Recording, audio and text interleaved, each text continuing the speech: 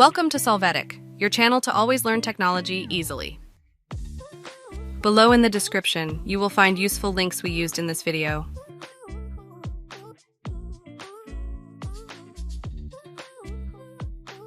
Today in Solvetic, we will see how to recover deleted text on Google Docs. Open your Google Docs. Here you can recover your text using the key combination Ctrl plus Zeta. Additionally, you can click on the undo button to perform the same action.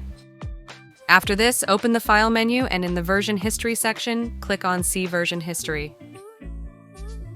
In the side panel, you will see the available versions.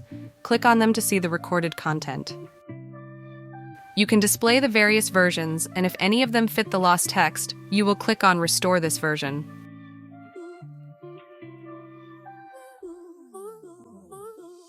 In case of restore any version, confirm this clicking on Restore.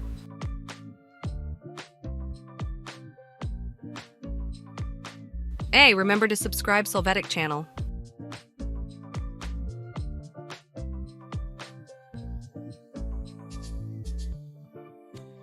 We hope it has been helpful for you. Here are links to watch more videos of your interest and subscribe to the Solvetic channel. Thank you.